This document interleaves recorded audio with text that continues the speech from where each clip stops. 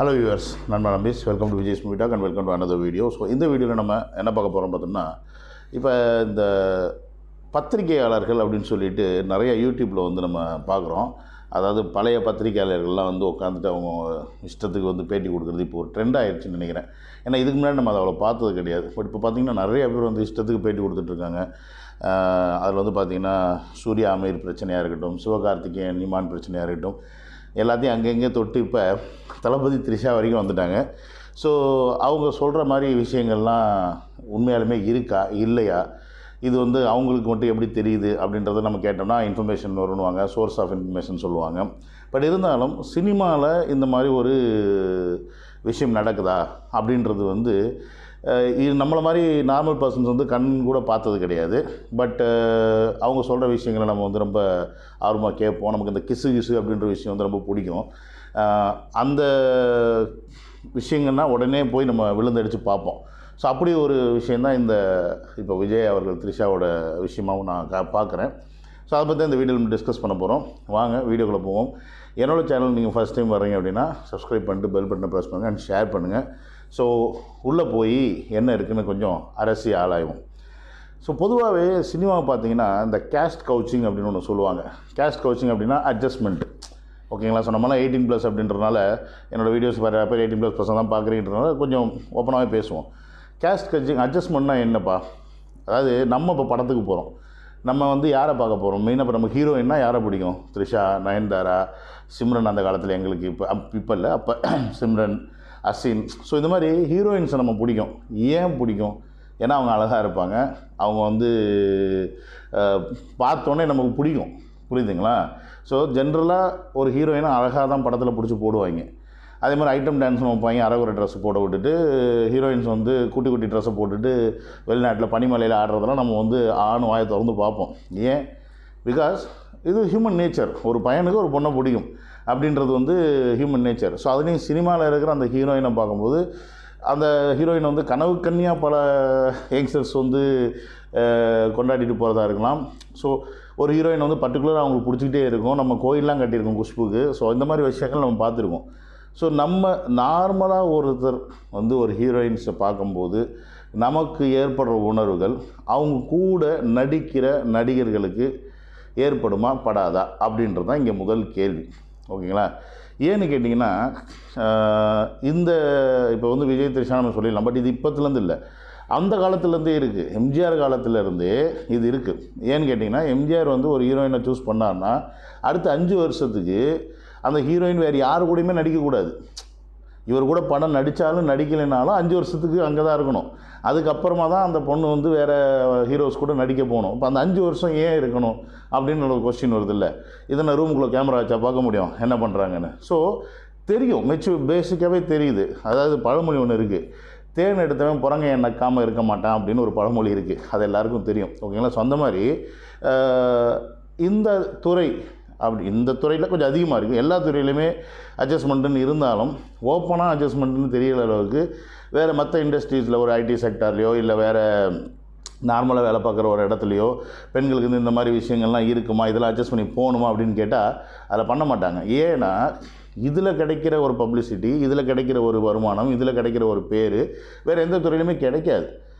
So அதனால் ஒரு ஹீரோயின்ஸாக இந்த துறைக்கு வர்றாங்க அப்படின்னா, அதுவும் புதுமுகமாக வர்றாங்க அப்படின்னா அவங்க அந்த கேஸ்ட் கவுச்சிங் அப்படின்ற ஒரு விஷயத்தை வந்து அக்செப்ட் பண்ணிகிட்டே வர்றாங்க, புரியுதுங்களா? அது வந்து சில பேர் அக்செப்ட் பண்ணாமல் இருப்பாங்க, சில பேர் அக்செப்ட் பண்ணிக்கிட்டே அதில் வந்து அது மூலிமா சக்ஸஸ் ஆனவங்களாம் எவ்வளோ பேர் இருக்காங்க.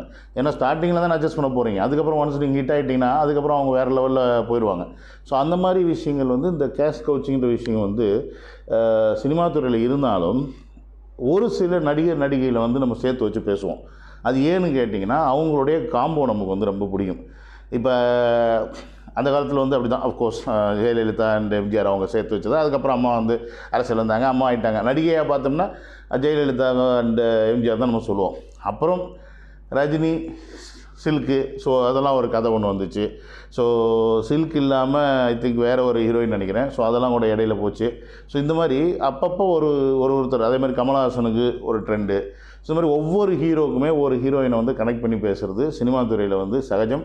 அது வந்து சினிமா துறையில் வந்து அது பேச தான் செய்வாங்க. ஏன்னா அது படம் சக்ஸஸ் ஆகிறதுக்கான இன்னொரு நுணுக்கமான விஷயம். ஸோ அதில் முக்கியமாக நம்ம ஏன் த்ரிஷா விஜயை பற்றி இங்கே பேசணும் அப்படின்னு கேட்டிங்கன்னா, த்ரிஷா விஜய் வந்து பார்த்திங்கன்னா, அதாவது அவங்களுடைய கில்லி படத்துலேருந்து அவங்களுடைய காம்பினேஷன் தொடக்கம். விஜய்க்கு வந்து நல்ல பேர் ஆஃப் ஹீரோயின்ஸ்னு பார்த்தோம்னா த்ரிஷா இருப்பாங்க, சிம்ரன் இருக்காங்க, நயன்தாரா கூட ஒரு 2 படத்தை தான் பெருசாக நடிச்சிருக்காங்க, பெருசாக சக்ஸஸ் ஆகல. அசின் வந்து ஒரு நல்ல பேராக வந்து நம்ம சொல்லலாம். ஷாலினி நடித்த காதலுக்கு மரியாதை, அதுவும் செம்ம ஹிட்டான படம். ஆக்சுவலி ஃபஸ்ட்டு விஜய் வந்து கம்பேர் பண்ணி பேசுனது ஷாலினி கூட தான் பேசினாங்க. பட் என்ன ஆச்சுன்னா, அமர்க்களத்தில் ஷாலினி வந்து அஜித் கூட நடித்ததுக்கப்புறம் அவங்க கல்யாணம் பண்ணி போனதுனால அந்த பேச்சு அப்படியே ஸ்டாப் பண்ணிட்டாங்க. பட் த்ரிஷா இந்நேரம் மேரேஜ் பண்ணியிருந்தாங்கன்னா இந்த பேச்சு வந்திருக்குமான்னு கேட்டால் வரல. பட் அன்ஃபார்ச்சுனேட்லி அவங்களுக்கு வந்து ஒரு என்கேஜ்மெண்ட் நடந்து அது நின்றும் போயிடுச்சு. ஸோ அது ஏன் நின்றுச்சு, எதனால் நின்றுச்சுன்னா நமக்கு தெரியாது. பட் நின்றுச்சு. ஓகேங்களா? ஐ திங்க் ராணா டகுபாட்டி கூட நினைக்கிறேன் நின்றுச்சு. ஸோ நின்னதுக்கப்புறமா திருப்பி இப்போ லியோ படத்தில் நடிக்க ஆரம்பித்ததுக்கப்புறம் இந்த பேச்சு ரொம்ப பரவலாக பேசப்படுது. ஏன்னா த்ரிஷா கூட கிட்டத்தட்ட ஒரு 5 படம் வந்து விஜய் அவர்கள் நடிச்சிருக்காரு. அதில் வந்து பார்த்திங்கன்னா இந்த குருவி படம் இருக்குது, அப்புறம் வந்து ஆதி, அதுக்கப்புறம் வந்து திருப்பாச்சி. இதில் ஆதி மட்டும்தான் சரியாக போகலன்னு நினைக்கிறேன். மற்றபடி திருப்பாச்சி நல்லா போச்சு. குருவி வந்து இதுவாக இருந்தாலும் படம் வந்து வெற்றி படம் தான், அதில் ஹிட் ஆகிடுச்சு, அதில் ஒன்றும் பிரச்சனை கிடையாது. அதுக்கப்புறமா வந்து அஃப்கோர்ஸ் கில்லி சொல்ல வேண்டாம். ஸோ இந்த மாதிரி இப்போ லியோவும் சொல்ல வேண்டாம். ஸோ இந்த மாதிரி இந்த விஷயங்கள் நடக்கும்போது என்ன ஆகுதுன்னா, திருப்பியும் ஒரு பப்ளிசிட்டிக்காக ஒரு ஹைப் க்ரியேட் பண்ணுறதுக்காக அண்டு அந்த விஷயத்தை வந்து க்ரியேட் பண்ணுறாங்க. சரிப்பா, நெருப்பு இல்லாமல் புகையுமா அப்படின்னு சில பேர் இங்கே கேட்கலாம். நான் கேட்குறேன், நெருப்பு இல்லாமல் புகையாது அப்படின்றது ஒன்று இருந்தாலுமே ஒரு பொண்ணுக்கும் ஒரு பையனுக்கும் என்ன ரிலேஷன்ஷிப் இருக்குது அப்படின்றது அவங்க வெளியில் சொல்லாத வரைக்கும் யாருக்குமே எதுவுமே தெரிய போகிறதே கிடையாது. அக்கம் பக்கத்தில் பார்க்குறோட பார்வையில் என்ன வேணால் இருக்கலாம். நம்ம இதில் சொல்லுவோம், ஒரு பொண்ணு நினச்சா புருஷனை பக்கத்தில் வச்சுட்டு கூட தப்பு பண்ணலாம் அப்படின்றது வந்து உண்மை. அப்படின்னா அதே மாதிரி ஒரு புருஷன் நினச்சானா பொண்டாட்டிக்கு தெரிஞ்சே கூட தப்பு பண்ணுவோம். ஓகேங்களா? ஸோ இது ரெண்டுமே இருக்குது. ஸோ அதனால் வந்து இது ரெண்டுமே இல்லாமல் 2 பேர் சேர்ந்து வாழ்கிறது பேர் தான் குடும்பம். அந்த குடும்பத்தில் ஏதோ ஒரு சிக்கல் எதனால் வேணால் நடக்கலாம். ஓகேங்களா? சந்தேகத்தினால வரலாம், இவங்க இப்படி பேசுகிறனால வரலாம், ஊர் உலகம் இப்படி பேசுகிறனால குடும்பத்தில் வீணாக பிரச்சனை வரலாம், குழப்பம் வரலாம், அதனால் பல விஷயங்கள் நடக்கலாம். ஸோ இந்த மாதிரி நிறையா விஷயங்கள் இருக்குது, இல்லைன்னு சொல்ல முடியாது. மேபி விஜய் அவர்களுக்கும் த்ரிஷா அவர்களுக்கும் ஒரு நல்ல ரிலேஷன்ஷிப் இருந்தாலுமே கூட, மீன்ஸ் அது நல்ல ரிலேஷன்ஷிப்பாக இருந்தால் கூட வேறு மாதிரி நமக்கு தெரியல, ஏன்னா நம்ம தெரியாத விஷயத்தை சொல்ல முடியாது. இருந்தாலுமே கூட அது படத்தில் பார்க்கும்போது நமக்கு பியூட்டிஃபுல்லாக தான் இருக்குது. சரி, ஆஸ் அ வியூவர்ஸாக நம்ம எங்கே படத்தில் பார்க்க போகிறோம், யாரை பார்க்க போகிறோம்? ஹீரோ ஹீரோயின்ஸ், அவங்களுடைய லவ்வாக இருக்கலாம், ரொமான்ஸாக இருக்கலாம், டான்ஸாக இருக்கலாம், பாட்டாக இருக்கலாம், இதை தான் பார்க்க போகிறோம். ஸோ இது நமக்கு எப்படி இருக்குது, ப்ரெசன்டபுளாக இருக்கா, நமக்கு அந்த பேர் அக்செப்ட் பண்ணிக்க முடியுதா அப்படின்றது தான் இங்கே கொஸ்டின். அப்படி பார்த்தா லியோவில் வந்து விஜய் த்ரிஷா பேரை இப்போயும் நம்ம அக்செப்ட் பண்ண முடியுது. சில பேர்லாம் பார்த்தோன்னா நம்மளால் அக்செப்ட் பண்ணவே முடியாது. உதாரணத்துக்கு வந்து பார்த்திங்கன்னா, இந்த ஹரிஷ் கல்யாணோட ஒரு படம் ஒன்று வந்துச்சு, இந்த கண்ணம்மான ஒரு பாட்டு வருமே, அந்த படத்தில் பார்த்திங்கன்னா அந்த ஹீரோயின் பார்த்திங்கன்னா ஹரிஷ் கல்யாணுக்கு அக்கா மாதிரி இருப்பாங்க. அதே மாதிரி சிம்பு வந்து பார்த்திங்கன்னா ஜோதிகா கூட நடிக்கும்போது ஐ திங்க் மன்மதனா இல்லை இன்னொரு படம், ஆமாம், அதுலேயும் பார்த்திங்கன்னா அவர் வந்து ஜோதிகா வந்து பார்த்திங்கன்னா கொஞ்சம் அக்கா மாதிரி தெரியுறாங்க அப்படின்ற மாதிரிலாம் கமெண்ட்ஸ் வந்துச்சு. பட் இருந்தாலும் அந்த படங்கள்லாம் வந்து ஓடிச்சு, நல்லா ஹிட் ஆச்சு, அது மாதிரி வந்து விஷயம் நடந்துச்சு. அவ்வளோ ஏன் சிம்பு அண்ட் த்ரிஷா நடித்த படத்துக்கே வந்து அது நடித்ததுக்கப்புறம் சிம்புக்கும் த்ரிஷாவுக்கும் காம்பினேஷன்ஸ் இருக்குது, கனெக்ஷன்ஸ் இருக்குது அப்படின்ற மாதிரி கொளுத்தி போட்டதெல்லாம் நம்ம பார்த்துட்டு தான் இருக்கிறோம். ஸோ என்னை பொறுத்த வரைக்கும் நான் என்ன சொல்கிறேன்னு பார்த்தீங்கன்னா, சினிமாவில் ஒரு கேஸ் ஓகே, ஹீரோயினுக்கும் ஹீரோவுக்கும் ஒரு ரிலேஷன்ஷிப் இருக்குது அப்படின்னா அது அவங்க பர்சனலாக இருக்குது அப்படின்னா நம்ம அதை பற்றி பேச வேண்டிய அவசியம் நமக்கு கிடையாது. அது அவங்க குடும்பத்தில் அது பாதிக்குது அப்படின்னா எந்த குடும்பத்தில் யாரும் எந்த மாதிரி ஒரு ரிலேஷன்ஷிப் வந்தாலும் வரதான் செய்ய போகுது, அதில் மாற்றுக்கிறதே கிடையாது. பட் அது எதனால அப்படின்றது நமக்கு தெரியாது. ஸோ இன்றைக்கி வந்து விஜய் அவர்களுடைய ஃபேமிலியில் வந்து பிரச்சனை அப்படின்னு சொல்கிறாங்க. மேபி விஜய் அவர்கள் பாலிடிக்ஸ் வர்றது கூட அவங்க ஃபேமிலிக்கு பிடிக்காமல் இருக்கலாம். ஒரு கட்டத்தில் அவர் பாலிடிக்ஸ் வரணும்னு அவங்க அப்பா ஆசைப்பட்டப்போ இவர் வரமாட்டேன்னு சொன்னப்போ அவங்க அப்பாவுக்கும் அவருக்கும் சண்டை வந்துச்சு. ஸோ பிரிஞ்சிருந்தாங்க, பேசாமல் இருந்தாங்க. இன்றைக்கி இவர் திரும்பி நான் பாலிடிக்ஸ்குள்ள நுழையினேன் அப்படின்னும் போது அப்பாவுக்கு என்ன, நம்ம ஆசைப்பட்ட விஷயத்தை கொஞ்சம் லேட்டாக பண்ணாலும் நம்ம பையன் லேட்டஸ்ட்டாக பண்ணுறான்னு சொல்லிவிட்டு திருப்பியும் அவர் வந்து அவர் ஆக்சுவலி பேசணும் தான் இருந்தார், விஜய் தான் பேசாமல் இருந்தார். ஸோ திருப்பி அவர் உடம்பு முடியாமல் போனோன்னே 2 பேரும் ஒன்று சேர்ந்துட்டாங்க. பட் இப்போ விஜய் அவர்களுடைய ஃபேமிலி வீட்டில் இல்லை, அவங்க லண்டனில் இருக்கிறாங்க, சஞ்சய் கூட இல்லை, சஞ்சய் வந்து முக்கியமாக மிகப்பெரிய மனஸ்தாபத்தில் இருக்கார். ஸோ அதனால் விஜய் அவர்கள் மேலே மனஸ்தாபத்தில் இருக்கார் அப்படின்ற மாதிரி சொல்கிறாங்க. பட் அது நமக்கு தெரியாது எந்த ரீசன்ஸ்னு. எந்த ரீசன்ஸாக வேணால் இருக்கலாம். ஏன்னா அரசியலுக்குள்ள வந்து தோத்துட்டா என்ன பண்ணுறது அப்படின்ற மாதிரி ஒரு பயம் இருக்கலாம். இல்லை உண்மையாலுமே இப்படி ஏதாவது ரிலேஷன்ஷிப் இருக்கா அப்படின்றத கேட்டு கூட பயம் இருக்கலாம். நமக்கு எதுவுமே தெரியாது. எல்லாமே வந்து இவங்க சொல்கிற மாதிரி, இந்த ரூமர்ஸ்காரங்க சொல்கிற மாதிரி எல்லாத்தையும் பார்க்காம இருக்கலாம், செய்யலாம், செஞ்சுருக்கலாம் அப்படின்றத மாதிரி தான் இருக்க ஒழிய இதில் என்ன உண்மையாக இருக்குது அப்படின்னு கேட்டால் யாருக்குமே தெரியாது. ஸோ என்னை பொறுத்த வரைக்கும் ஒரு பெண் ஒரு ஆண், அது நடிகரோ நடிகர் இல்லையோ, தனிப்பட்ட மனுஷனோ தனிப்பட்ட பெண்ணோ யாராக வேணால் இருந்துட்டு போகணும். அது அவங்களுடைய வாழ்க்கை.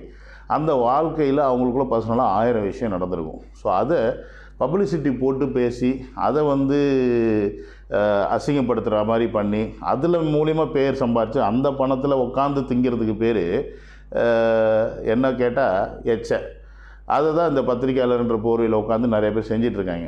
அஃப்கோர்ஸ் அந்த காலகட்டத்தில் பார்த்திங்கன்னா 90ஸ்லாம் நாங்கள் சின்ன பிள்ளையாக இருக்கும்போதெல்லாம் கிசுக்குன்னு புக்கே வரும். இப்போலாம் அதை காணோம். அந்த பாட்டு புக்கு வரும், சினிமா பாடல்கள் புக்கு வரும். அந்த பாட்டு புக்கு பார்த்து பாடுவோம். அது மாதிரி கிசுக்குன்னு சொல்லிட்டு புக்கு இருக்கும். சினிமா பத்திரிக்கைன்னு சொல்லிட்டு நிறையா டிஃப்ரெண்ட்டாக போட்டிருப்பாங்க. இவங்க கூட அவங்க கூட இவங்க இப்படி அப்படி இஷ்டத்துக்கு போட்டிருப்பாங்க. ஆனால் ஃபன்னாக தான் இருக்கும் வாங்கி படிக்கிறதுக்கும். ஏன்னா நமக்கு இந்த அஃப்கோர்ஸ் அடுத்த வீட்டுக்குள்ளே எட்டி பார்க்குறதுனா நமக்கு குஜாலாக தானே இருக்கும். அதுதானே ஹியூமன் நேச்சரு. ஸோ அப்படி தான் அது. ஹீரோவோட வீடு அப்படின்னா இன்னும் குஜாலாக இருக்கும், ஹீரோயின் வீடுனா ரொம்ப குஜாலாக இருக்கும். ஸோ அதனால் வந்து அடுத்தவங்க வீட்டில் எட்டி பார்க்குற சந்தோஷம் வந்து தனி தான். பட் அந்த சந்தோஷம் அடுத்த வீட்டு வாழ்க்கையை அழிச்சிடக்கூடாதுன்றதுலேயும் நம்ம வந்து கொஞ்சம் கேர்ஃபுல்லாக இருக்கணும். ஏன்னு வச்சுக்கோங்க, இவங்க இப்படி பேசுகிறது சின்ன ஒரு மனஸ்தாபமாக இருந்தால் கூட அந்த குடும்பத்தில் பெருசாக ஆக்கி விட்ருவாங்க. அதுதான் இங்கே பிரச்சனையே. ஓகேங்களா? ஸோ இன்றைக்கி என்ன காரணங்களும் வேணால் இருக்கலாம். ஏன்னா ஒவ்வொருத்தருடைய லைஃப்லேயும் தலையெழுத்து எப்படி இருக்கும் அப்படி தாங்க இருக்கும். எப்படி வேணால் எவ்வளோ பெரிய ஆளாக இருந்தாலுமே கூட ஃபேமிலி கூட இருக்க மாட்டாங்க ஒரு கட்டத்தில் அப்படின்னா இருக்க மாட்டாங்க. உதாரணத்துக்கு மோடி அவர்கள், அவரும் ஃபேமிலி மேன் தான். பட் இன்றைக்கி ஒரு பேச்சுலராக தனியாக தான் சுற்றின்னு இருக்கிறார், குடும்பத்தை விட்டு பிரிஞ்சு. ஸோ அதனால் அவர் வந்து தப்பானவரா அப்படி அவருக்கு தலையில் எழுதியிருக்கணும். என்ன எழுதியிருக்கணும்? இப்போ என்னோடய லைஃப்பில் பர்சனலாக எவ்வளோ நடந்திருக்குன்னு எனக்கு தான் தெரியும். நான் உங்கள் முன்னாடி வீடியோ உட்காந்து பேசுகிறேன், பண்ணுறேன், என்ன வேணால் பண்ணலாம். இதை நீங்கள் பார்க்கலாம், லைக் பண்ணலாம், கமெண்ட் பண்ணலாம், அதை பார்க்கவும் எனக்கு சந்தோஷமாக இருக்கலாம். பட் எனக்குள்ளே என்ன பிரச்சனை இருக்குது, என் லைஃப்பில் என்ன பிரச்சனை நடந்திருக்குன்னு எனக்கு தான் தெரியும். என் லைஃப்பில் எத்தனை பொண்ணு கிராஸ் பண்ணி போனாங்க, அவங்களால நான் எப்படி பாதிக்கப்பட்டேன் அப்படின்றதுலாம் இருக்குது. ஸோ இந்த மாதிரி ஒவ்வொருத்தருடைய லைஃப்லேயுமே பெண்கள் அப்படின்ற ஒரு விஷயம் கிராஸ் பண்ணி போகிறது இயல்பு. அதை வந்து மாற்றவே முடியாது. அது ஒரு சில ரிலேஷன்ஷிப்பை வந்து நமக்கு வந்து எப்படின்னா, எப்பா இது ஏன்டா நம்ம லைஃப்பில் வந்துச்சு, போனால் சந்தோஷம் அப்படின்னு நினச்சிருப்போம். அந்த மாதிரி போனதுங்களும் என் லைஃப்பில் இருக்குது.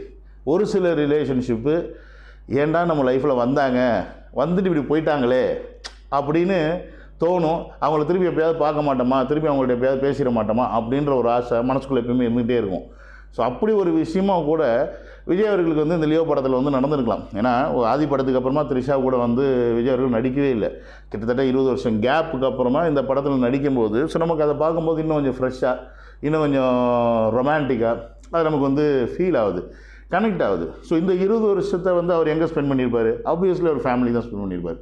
ஸோ இந்த 20 வருஷமாக அவர் ஃபேமிலியில் ஸ்பெண்ட் பண்ணியும் if he is not happy, ஒரு பர்சன் அந்த ஃபேமிலி கூட ஹாப்பியாக இல்லை அப்படின்னா that means there is something lakh.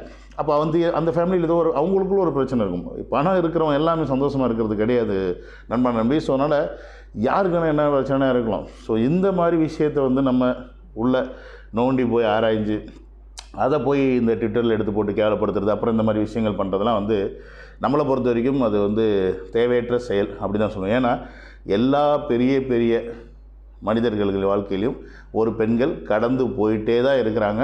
அந்த பெண்களை வச்சு அவங்க ஒரு கட்டத்தில் அசிங்கப்படத்தான் செய்கிறாங்க. அது இல்லைன்னா அதை வந்து கார்னர் பண்ணத்தான் செய்கிறாங்க. ஸோ ஸ்டாலின் அவர்களுக்கு ஃபாத்திமா, சீமான் அவர்களுக்கு விஜயலட்சுமி, இந்த மாதிரி லிஸ்ட்டு பெருசு.